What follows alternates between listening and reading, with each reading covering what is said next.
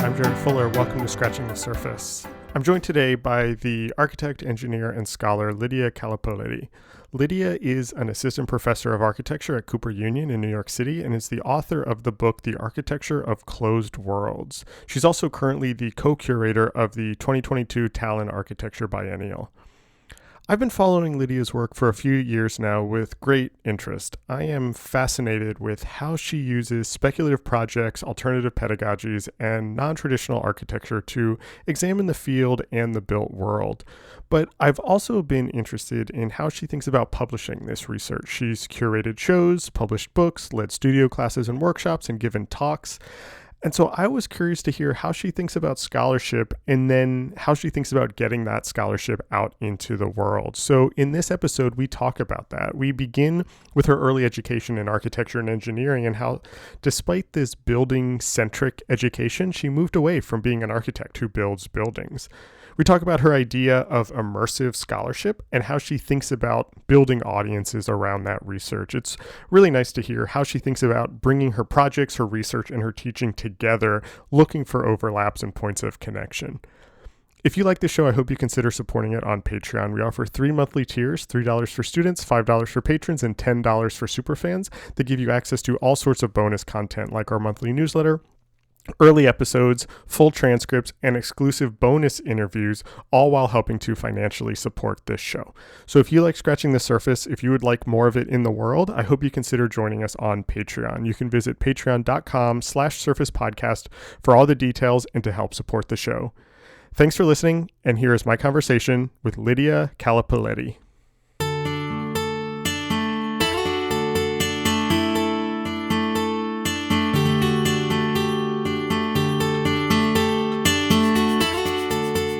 I want to begin this conversation kind of going back to your early education, actually, and use that to sort of look at the trajectory of your career, which is, in preparing for this and thinking about you, I've kind of pieced together a little bit. You originally studied architecture and engineering while you were in Greece, still in Greece, and then went to MIT for design and building technology. And then you then went on to Princeton, which we'll talk about in a second. But I want to talk about those first 2 degrees for a second. I'm interested in what your interest in architecture was and what that looked like. It's interesting to me that both of these degrees involved, engineering and building. Is that what you were interested in? Did you think you were going to design buildings that were then built in the world? And then I ended up not building.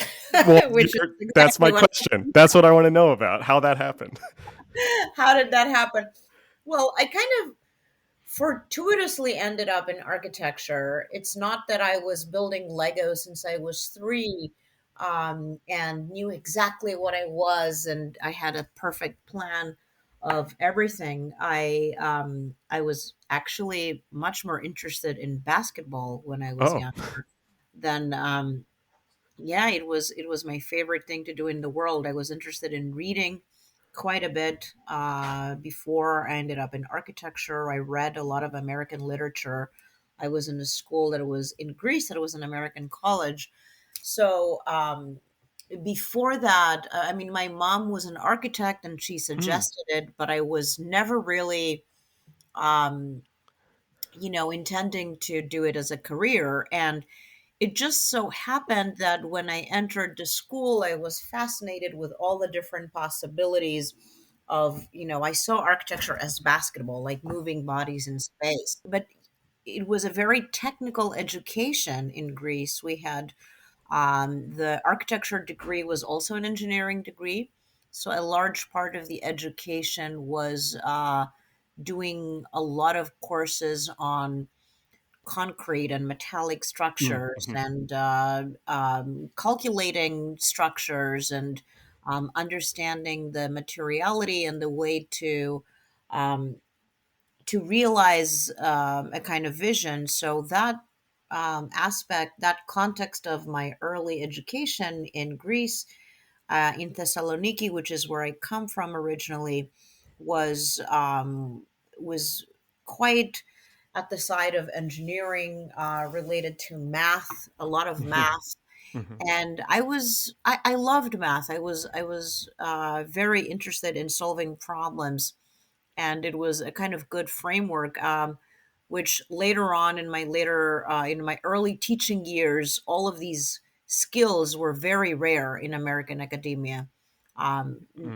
I had to be teaching integrated building studios, and I knew what the structural capabilities of different kinds of building proposals would be, which is not something that a lot of my colleagues were Yeah. familiar with. And it was a kind of fortuitous skill that I've inherited from my education in Greece.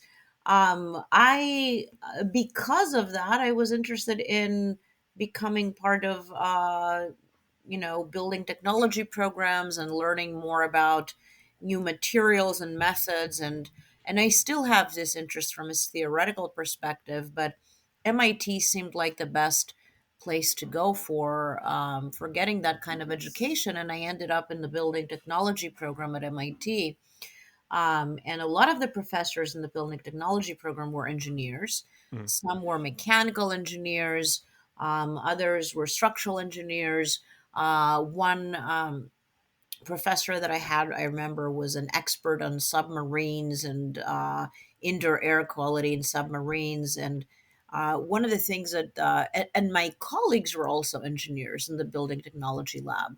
So a lot of the things that I ended up writing and investigating from a theoretical perspective were part of a cohort of a group that I was with, mechanical engineers, and they all investigated sick buildings and indoor air quality. Mm. And that became a big part of my interest. But at the same time, I met people from the history theory program at MIT and the history of science program. And I read Donna Haraway for the first time. Hmm. I read text on biopolitics and Foucault, Yeah. Yeah. and that kind of changed my worldview 180 degrees. And I found all of this kind of opening extraordinarily important and insightful. And it really opened up the world of technicality to another realm. And it was really amazing to see how these two worlds could collide. They still don't, but I was so enchanted with the possibility of I don't know, like combining the overlapping the solipsistic view of the theorist that is interested in the advancement of theory alone to the very, very technical aspect of the building technology that have their own methods and ways of operating, Hmm. which is Hmm. another kind of solipsism. And what these two worlds, the overlapping of these two kind of realms, would bring to the table. And a lot of my work in later on was I think emerging from that kind of overlap, building technology with environmental politics and theory. Yeah, it's, I mean, as you were saying that, I was like, oh, so much of what you're doing was like right there at the beginning. I'm hearing it come together as you're answering that question. I'm interested in two things, though, Yeah. kind of quickly about that era. You mentioned that your mother was an architect, and that's not something that you had really considered growing up. And I'm kind of curious if you think her work shaped any of your kind of coloring of what it meant to be an architect or what an architect does in a way that you wouldn't have had if you didn't have that background. Well, that's a really interesting and complicated question, Yeah. because it immerses oneself in the psychology of what they want to be and how much they want to be of what their parents are. And I guess I was one of these kids that did not really want to be what my parents were. But in many ways, I am an architect, right? I have a professional architecture degree and an engineering degree. But but to be fair to my mom and my growing up, like a lot of times, like I grew up in in an office where she would have me draw while she was drawing. Mm. And I would tell her things. Like, I remember telling her at one point, she asked me, like, do you like what I drew? And I said, no, because it doesn't look like a whale. It's like, why, why would it need to look like a whale? I'm like, because it's so much more interesting than what you're drawing. And I remember I drew a whale on top of her building. So I did have these moments like that, with where I was really acquainted with T squares Hmm. Hmm. and the grid and the way to identify buildings graphically. So it was not a foreign language that parachuted from Mars, Right. in my mind. But I can't say that it was something that I've always wanted to be doing. It so happened, I think, when I went to architecture school, I realized that, there's so many more possibilities to what an architect can do Yeah. instead of becoming, because my mom was mostly working with, developers in Greece to design buildings. And it was a very different kind of practice than anything I'm doing. But I do think that it has subconsciously influenced me in many ways. I mean, and you're setting up exactly what my next question was too, which is why I sort of asked about that childhood experience, is because it seems very quickly that you moved away from a sort of very traditional understanding of what it means to be an architect. I mean, like, the first thing you said is that, you're not building things, and I'm curious about that sort of transition. I'm always interested in these sort of alternative practices, or these ways to call yourself an architect or a designer that are sort of outside of the kind of common definition. It sounds like that started to happen for you at maybe even before MIT a little bit, but as you were starting to read these texts, can you talk a little bit about that sort of, that kind of thinking about not being an architect but being an architect? You know what I mean? Well, just to be, I did build things in the past, and I did go through phases of trying to be an architect proper, right? Like, or Mm, um, so I did go through several of these phases. But just to be fair, I don't think of myself as an architect right mm, now. I mean, I think I could build if if somebody would come and, like, oh, we need to build this. And I am designing installations and hmm, all of hmm. these things. And one of the things that I'm really good at, for some strange reason, is details. I'm really good at detailing and thinking of materials and all Hmm. of that.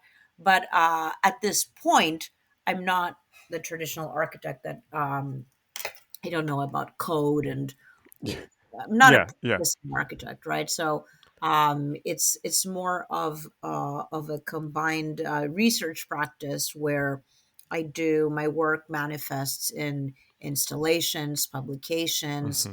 experimental projects, books, thinking about different ways of disseminating scholarship and distributing scholarship. And sometimes I've called my work an immersive type of scholarship, like how to Mm, inhabit ideas about history, about theory, and make them visible to a wider audience.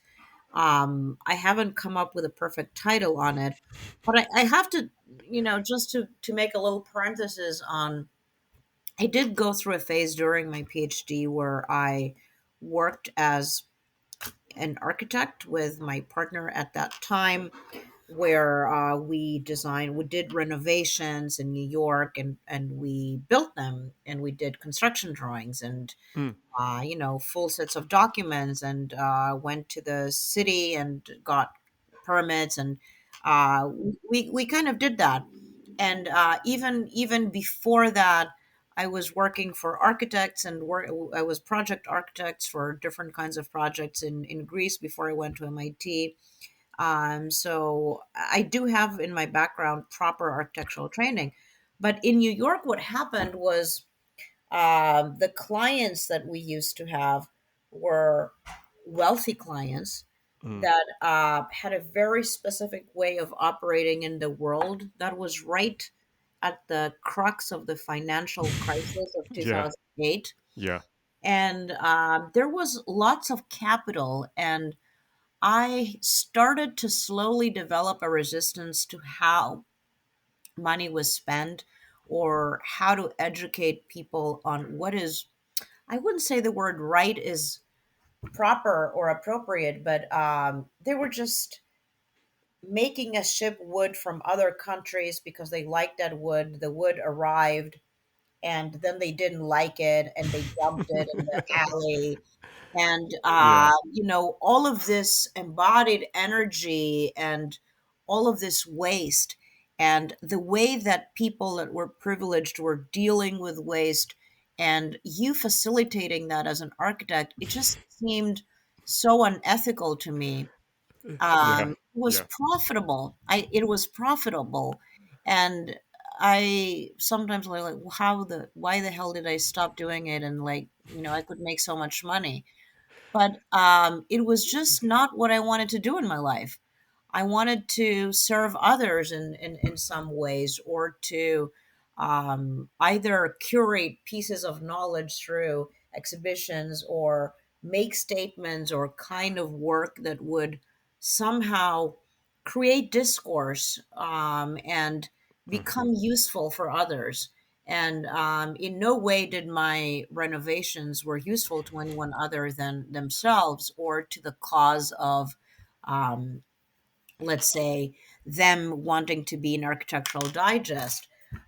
So ethically, that whole practice was problematic to me, to what I wanted to do in my life.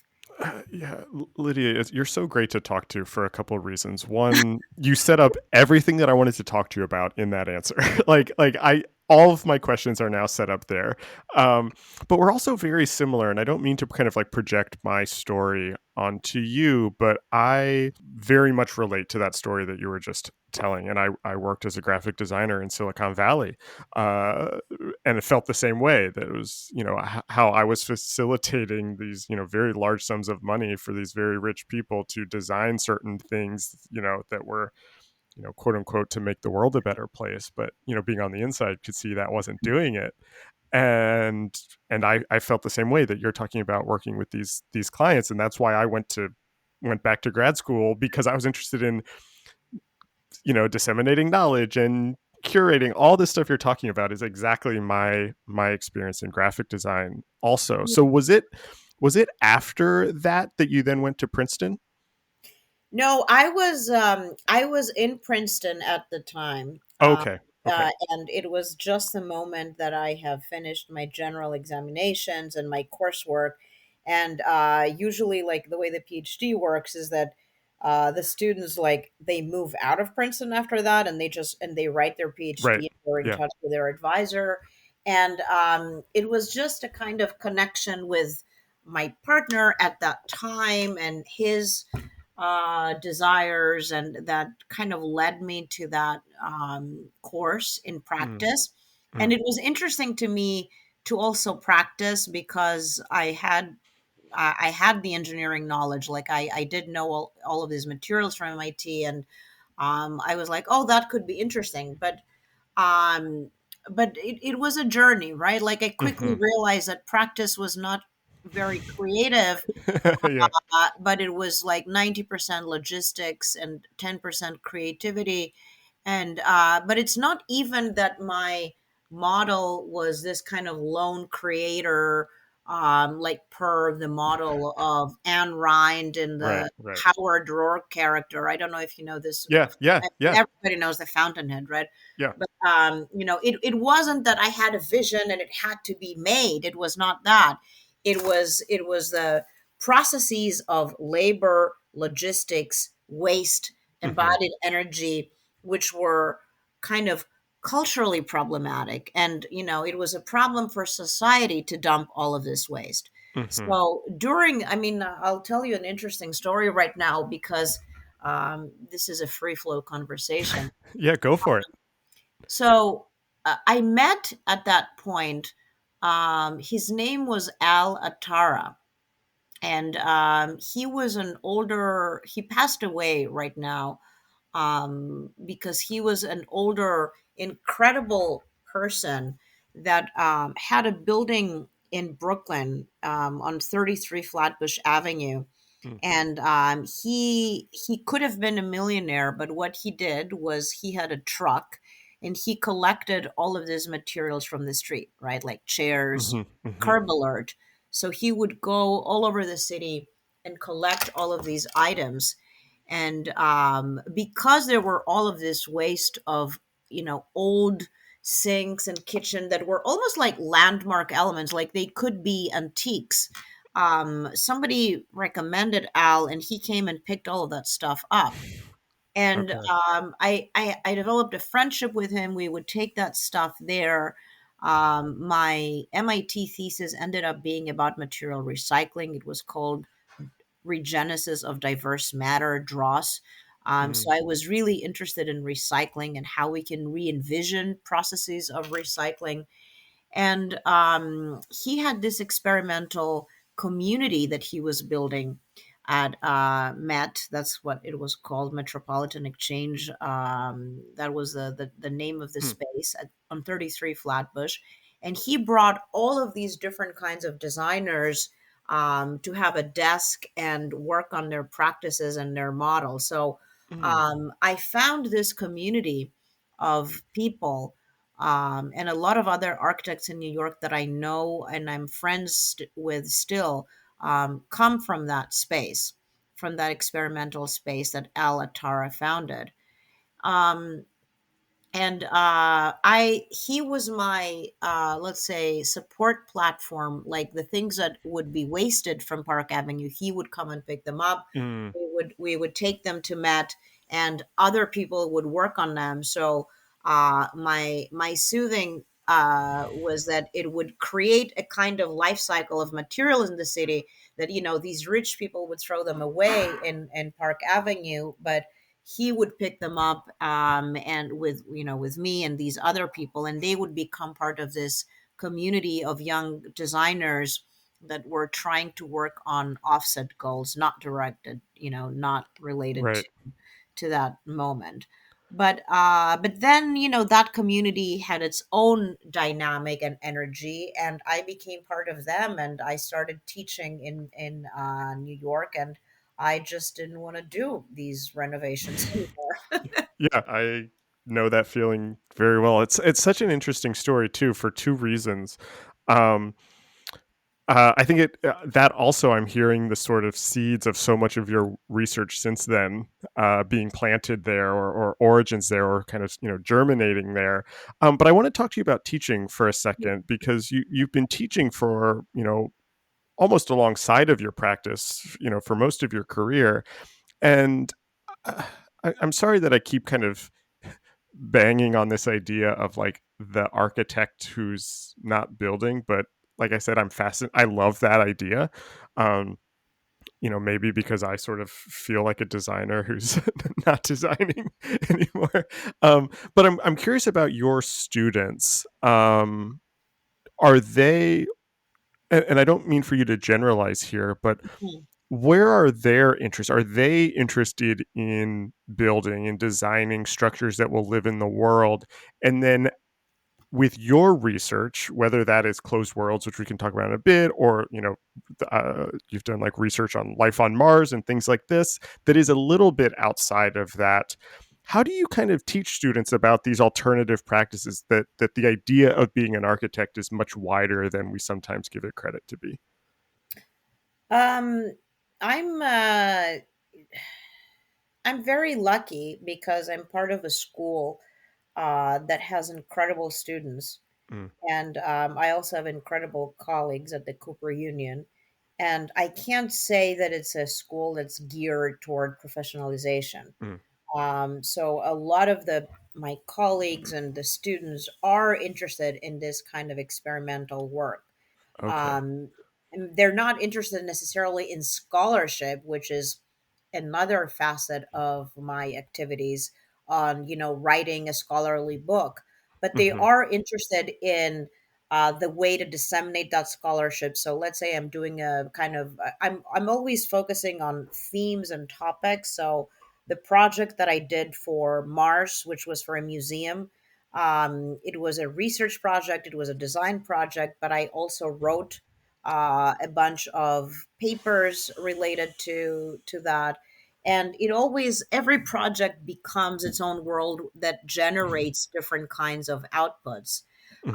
How that migrates to teaching, I think it's very organic, because especially in the form of a studio, you really relay your own experiences in one way or form um, to and your own kind of knowledge pool to the students. And they are kind of sponges, they're absorbing that, but I'm also learning from them.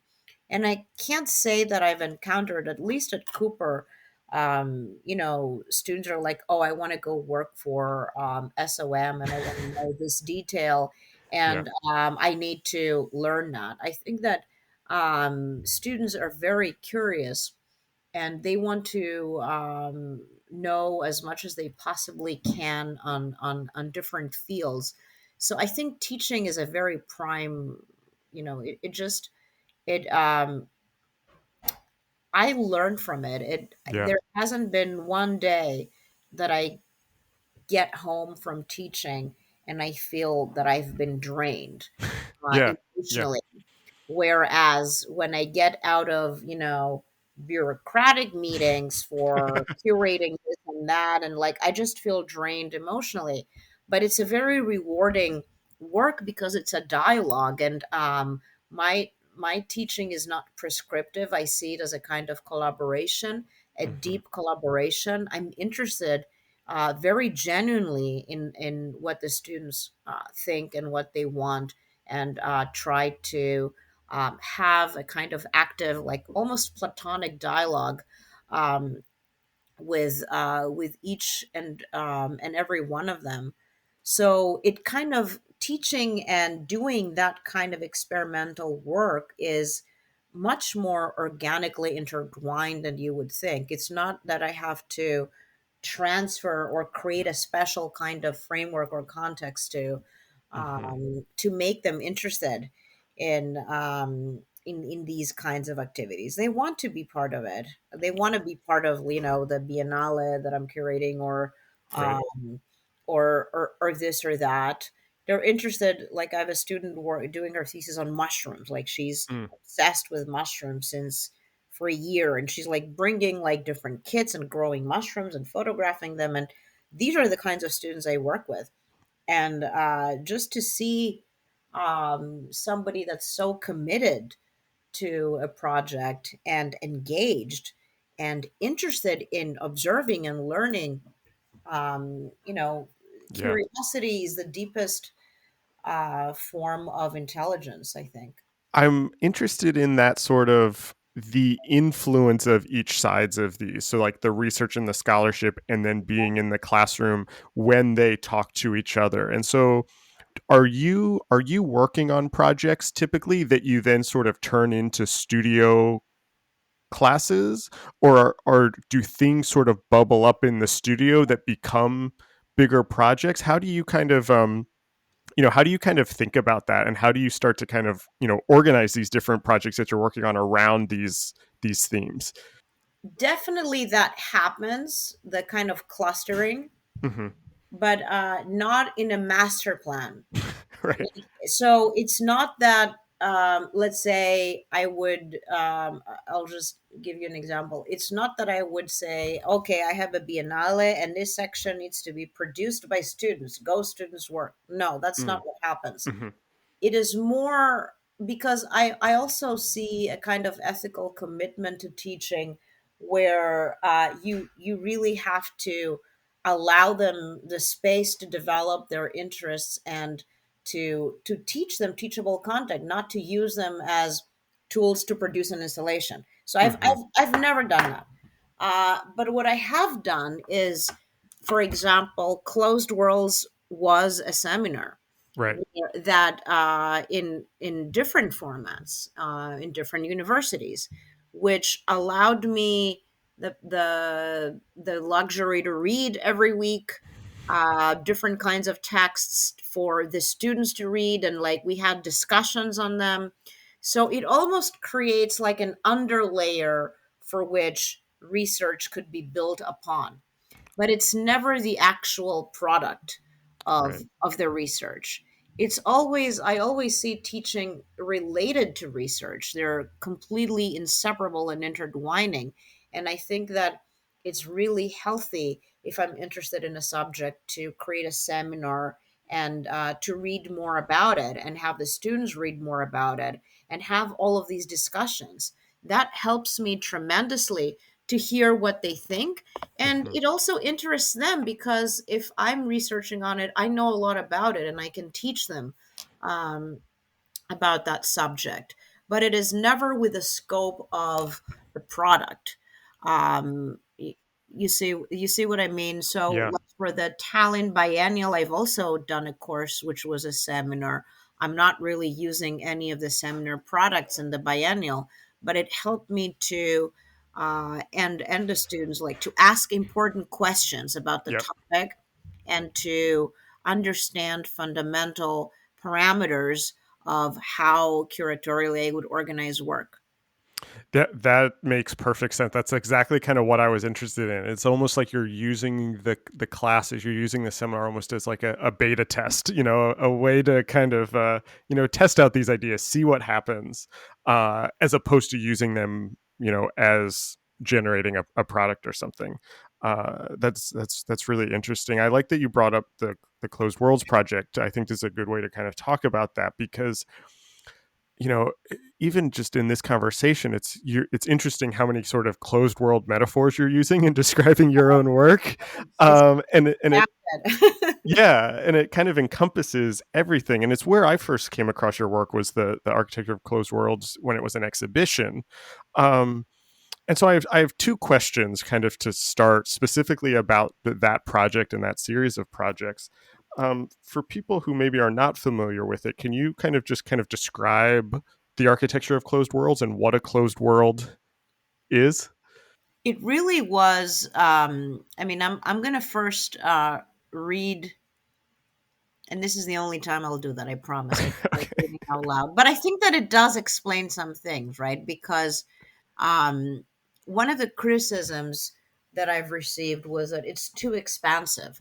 Closed Mm, world has like a technical meaning in cybernetics, like in ecology discourses and so forth. And I included in the way that I was conceptualizing this topic, and I was approaching it in the book and the exhibition, everything, it ranged from submarines to yeah. space capsules to office buildings, malls, Mhm.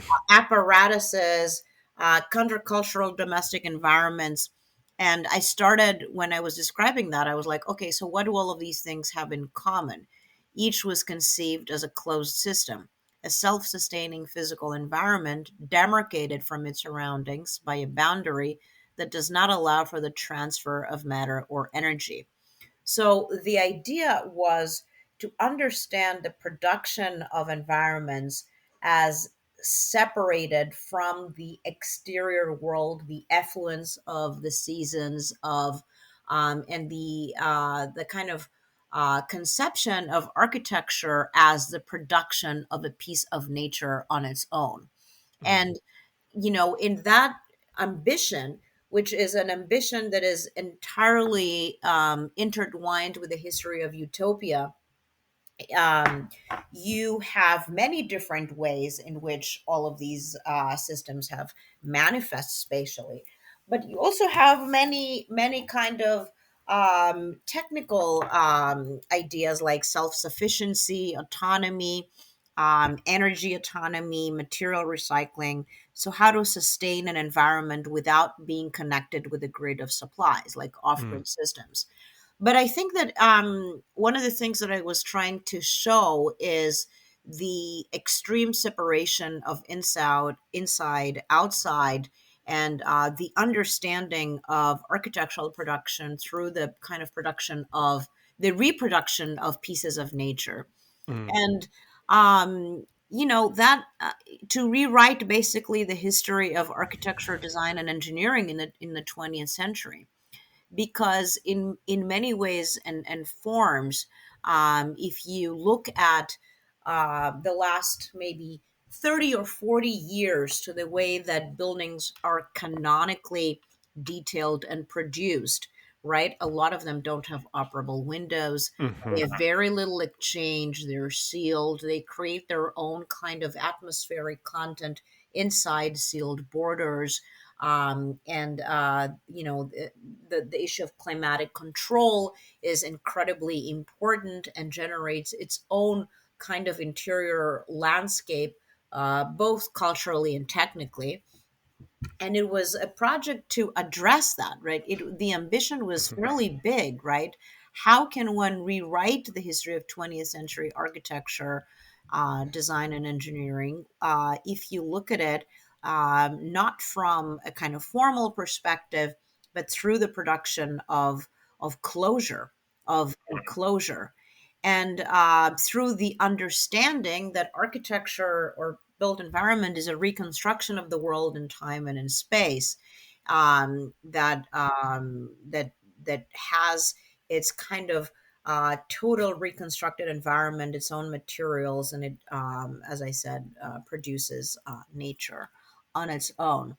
And as part of that, I was interested in a lot of different facets that are linked very strongly to what the cliche that we call sustainability, which is, ideas of autonomous living, ideas of recycling, synthetic naturalism, the production of new pieces of artificial natures, and the kind of transference of natural principles of metabolism and so forth from, natural system, from wilderness to architecture.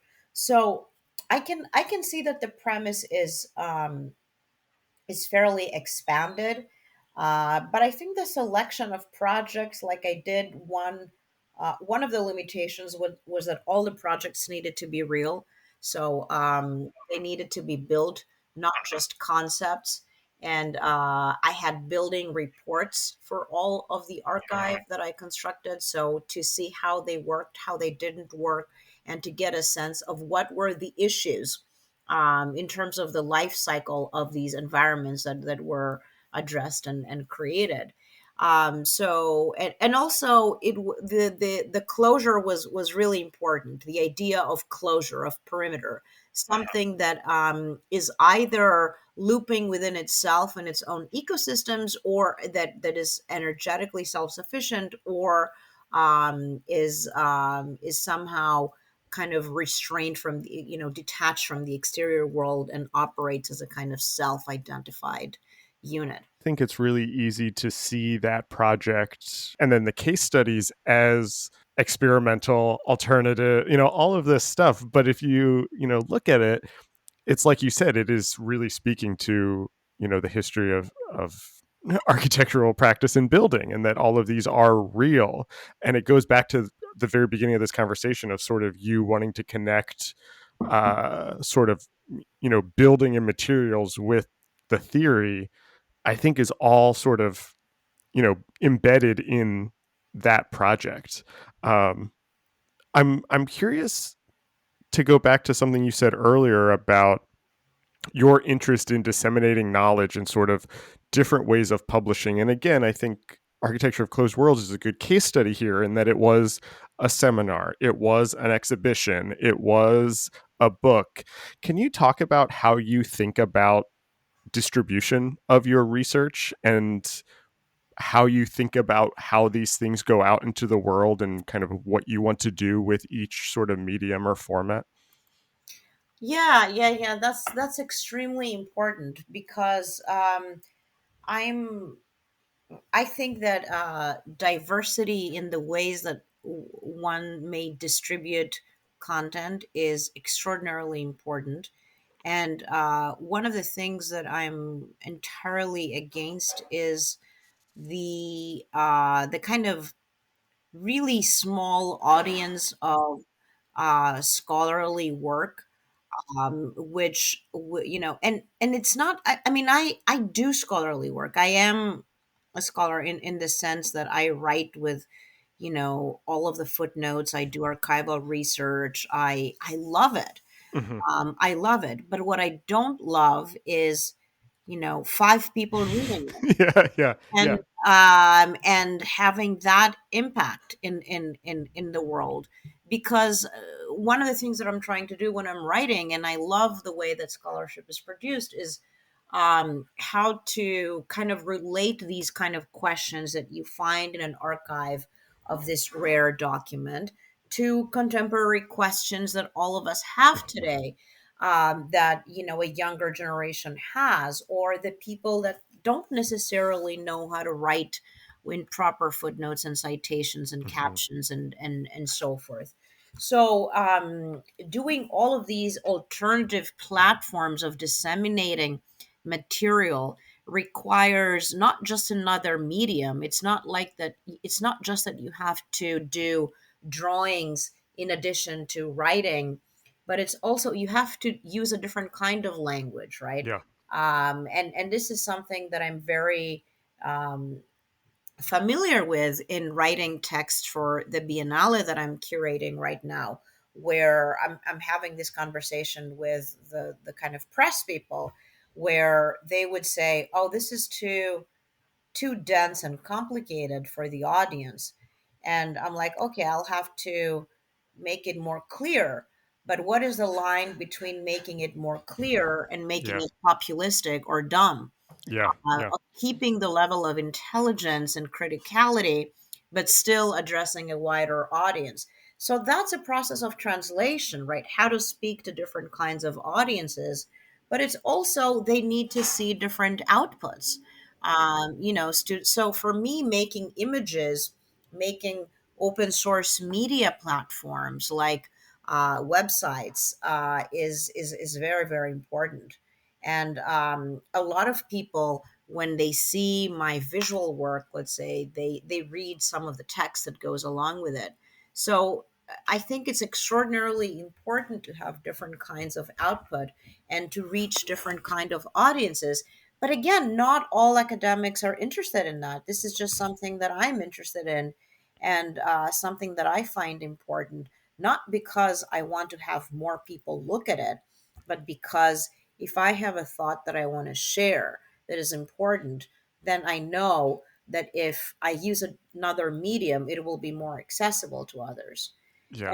And before closed worlds, I mean, this is not something that you might find online, but I did this website called Eco Redux, Mm, which was online, and it won a number of awards. It's older, but it won like a Webby Award and yeah, some other, I don't remember the names, but like a bunch of digital platform awards. And it really was me getting like to archives, collecting all of these experiments that nobody knew about, writing about each of them, and curating them in a kind of platform for everybody to see. And mm, then I asked architects to look at these experiments from the 60s and redraw them. And I also found some of them and interviewed them like you do right now. And I linked with the audio. So it had a lot of material. The website is no longer there, but that was the first instance where multimedia scholarship became an important aspect of what I thought I would be doing. yeah. It's so interesting. It's exactly why I'm kind of drawn to your work, also, because those are the questions that animate my work. Is thinking about taking these ideas and positioning them to different audiences, making them accessible to different audiences without dumbing it down, which I think is like a key point in what you said. I have two more sort of quick questions to wrap up. One of them builds on kind of what you were just talking about, and I want to connect it to the biennial that you're working on too, because I do want to talk about your current work. But how does thinking about these mediums, does that change your process at all? Does that change how you think about researching, how you think about writing, the output of this biennial that you're working on? How does the output then change the process, if it does at all? Yeah, well, it's the same thing, the same kind of intention happened in the biennial as well, like the diversity of different kinds of outputs and mediums. And it was really important to me and my partner, Areti Markopoulou, with whom I'm co-curating the Tallinn Architecture Biennial. It was very important to us to not have only one kind of output, Mm, but to have an open call to attract a young audience and to have a kind of wide invitation of 100 people that we invited to do one drawing, and then we have our invited participation. But I think our intention was to approach the topic without exclusivity of the curator that asks five people to create this work, but to really engage entire communities to produce ideas. Now, how it changed the nature and the content of a topic, I think a lot. mm, Um, at the very the kind of work, and this is just starting to happen because we're just at the point where we're receiving certain submissions, but seeing what the participants bring to the table necessarily makes you question the nature of your own questions, and how you posited them right. at the very beginning. So it's a kind of cyclical process, right? Like a feedback process, for sure. But we're just at the very tipping point right now of starting to experiencing that in the biennial. But the intention is very much the diversification of all of these different kinds of outputs. I think that's a good way to wrap up. So I'm going to ask you the last question that I use to end all of these. I'm curious what you're reading right now. I have this book called Decolonizing Nature by TJ Demos, because a lot of my work stems from environmental politics, Yeah. environmental history, and because all of these questions of decolonization are so pressing in academia, I was very interesting to read a bunch of these books that address this topic. So this was one of them. TJ Damos. Another one was a book of Arturo Escobar, Mm, which was also about it was about the pluriverse. yeah. So these are two things, but I'm also reading, I'm seeing other things. I'm reading 19th century ecology and biology, and the kind of origins of ecological discourse, Mm. because I'm writing a book on the history of ecological design. Oh, And wow. yeah, that's gonna come out, I think, in November or December of 22. Okay. So it's kind of a encyclopedia. I would call it an unfinished encyclopedia, not Mm, not a real encyclopedia. There is no such thing in my mind as an encyclopedia that encompasses everything. But it's a book that I started writing this topic on the history of ecological design for Oxford English Encyclopedia, and it was really very well received and read by a lot of people. And I was proposed to write a book on expanding that topic on different on parallel histories of ecological design and unfinished encyclopedia. So I'm writing that book, which starts from the 19th century, and I'm trying to finish that chapter on acclimatization in the 19th century. So I have biology in the 19th century by William Coleman and the background of ecology by Robert McIntosh. mm. None of these are architecture books, by the Right. way, as you Right. can see. They're all kind of environmental history books. And I do read architecture books as well, but I'm inspired by these Yeah. kinds of other books? All my favorite answers to that question. I ask everybody that question. The best answers are always the ones that are not architecture and design related, because they're usually the ones that I'm unfamiliar with. And so I always, get some new additions to my shelf.